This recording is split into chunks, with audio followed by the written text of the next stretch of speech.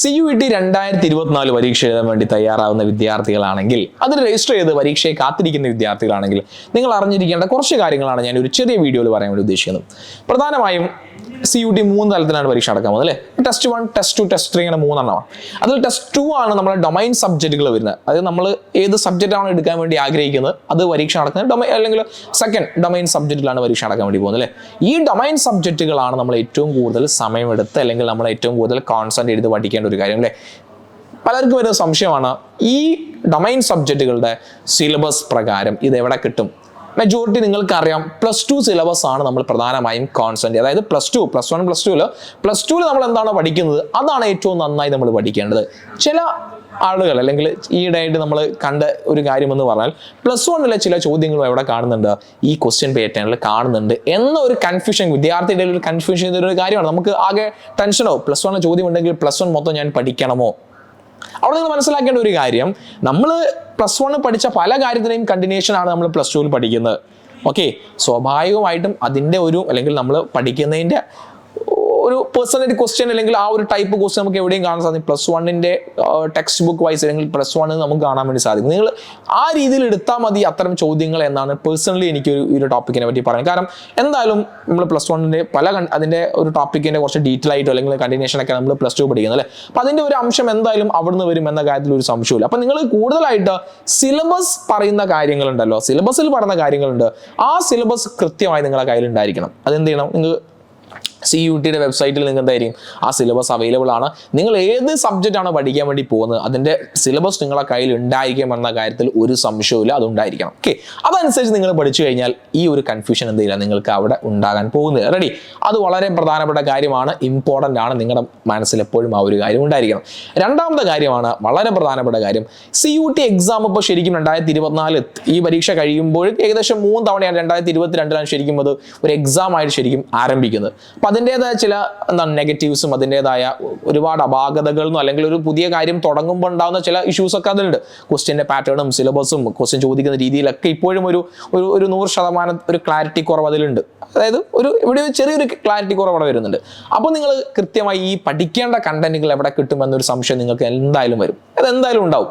അപ്പോൾ നിങ്ങളിപ്പോൾ CUETയുമായി ബന്ധപ്പെട്ട കാര്യം നിങ്ങൾ സെർച്ച് ചെയ്യുകയാണെങ്കിൽ ഇഷ്ടംപോലെ കണ്ടന്റുകൾ നിങ്ങൾക്ക് അവിടെ കിട്ടും.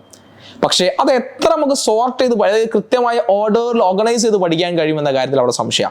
ഈ ചെറിയ നമുക്ക് അധികം സമയമൊന്നുമില്ല. CUET എക്സാം ഇനി എന്തായാലും മെയ് മാസം അവസാനം അല്ലെങ്കിൽ ജൂൺ ഫസ്റ്റ് ആദ്യ വാരം എക്സാം ഉണ്ടാവാൻ സാധ്യതയുണ്ട്. കാരണം ഈ ഇലക്ഷൻ്റെ സംവിധാനം നടക്കുന്നതുകൊണ്ട് ചിലപ്പോൾ അങ്ങോട്ടോ ഇങ്ങോട്ടോ മാറാനുള്ള ഒരു സാധ്യത ഉണ്ട് എന്നല്ലാതെ നോക്കിക്കഴിഞ്ഞാൽ വേറെ ഒരു പ്രശ്നം ഇതിൽ വരുന്നില്ല. അപ്പോൾ നമുക്ക് കുറച്ച് സമയം നമ്മളെ മുന്നിലുള്ളൂ. ഈ സമയത്തിലേക്ക് നമ്മൾ വിചാരിച്ച സബ്ജക്റ്റുകൾ പഠിക്കണമെങ്കിൽ അതൊരു ഓർഗനൈസ് രീതിയിൽ തന്നെ പോകണം. അപ്പോൾ കണ്ടന്റ് ഞാൻ പറഞ്ഞു ഇഷ്ടം പോലെ നിങ്ങൾക്ക് ലോകത്ത് ഇപ്പോൾ ഇന്റർനെറ്റ് സംവിധാനം ഉള്ളതുകൊണ്ട് കണ്ടന്റ് എവിടെയും കിട്ടും.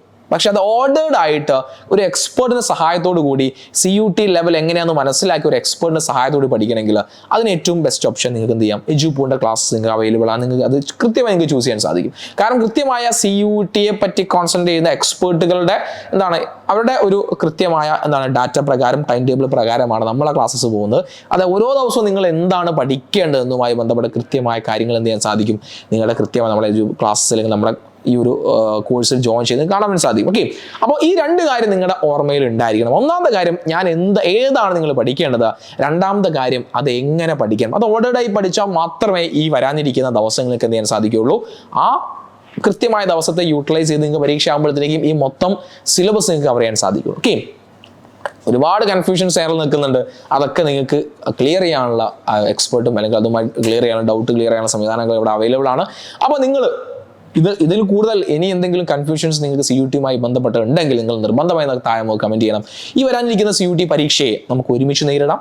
എല്ലാ കൺഫ്യൂഷൻസ് എന്തായാലും ഉണ്ടായിരിക്കും എന്ന കാര്യത്തിൽ ഒരു സംശയമില്ല. അപ്പോൾ അത്തരത്തിലുള്ള നിങ്ങളുടെ കൺസേൺസ് എന്താ, പല ആളുകൾക്കും പല കൺസേൺസ്. അപ്പോൾ വിദ്യാർത്ഥികളുമായി സംബന്ധിക്കുമ്പോഴാണ് അവിടെ ഡൗട്ടൊക്കെ, പല ആളുകളും പല ഡൗട്ടുകൾ. അപ്പോൾ നിങ്ങൾ താഴെ കമൻറ്റ് ചെയ്ത് നമുക്ക് എന്ത് ചെയ്യാൻ സാധിക്കും, അതിനുള്ള മറുപടിയായിട്ട് അല്ലെങ്കിൽ അതിനുള്ള മറുപടിയായിട്ട് നമുക്ക് എന്ത് ചെയ്യാൻ സാധിക്കും, ഓരോ കാര്യങ്ങൾ ക്ലിയർ ചെയ്ത് പോകാൻ സാധിക്കും. അപ്പോൾ ഞാൻ ഈ പറഞ്ഞ കാര്യങ്ങൾ നിങ്ങളുടെ ശ്രദ്ധയിലുണ്ടായിരിക്കണം. ഒന്നാമത് സിലബസ് വളരെ പ്രധാനപ്പെട്ടതാണ്. സിലബസ് പ്രകാരമാണ് നമ്മളെ ക്ലാസ്സസ് കാര്യങ്ങൾ മുന്നോട്ട് പോകുന്നത്. സിലബസ് നിങ്ങളുടെ കയ്യിലുണ്ടായിരിക്കണം. ആ സിലബസ് ആണ് ശരിക്കും ചോദ്യം ചോദിക്കുന്നതിന് ഏറ്റവും പ്രധാനപ്പെട്ട കാര്യം എന്ന് പറഞ്ഞു കഴിഞ്ഞാൽ. സോ അതുണ്ടെങ്കിൽ ഈ പറഞ്ഞ കൺഫ്യൂഷൻ നമുക്ക് എന്ത് ചെയ്യാൻ സാധിക്കും, +1 ആണോ +2 ആണോ എന്ന കൺഫ്യൂഷൻസ് നമുക്ക് ഒഴിവാക്കാൻ വേണ്ടി സാധിക്കും.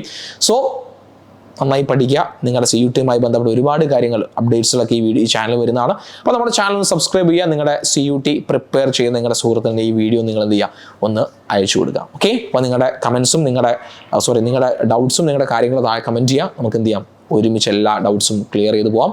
സോ മക്കളെ, ഓൾ ദി വെരി ബെസ്റ്റ്. നന്നായി പ്രിപ്പയർ ചെയ്യുക. നിങ്ങളുടെ ആഗ്രഹിച്ച കോളേജിൽ നിങ്ങൾ ആഗ്രഹിച്ച സബ്ജക്റ്റ് കിട്ടട്ടെ. All the very best.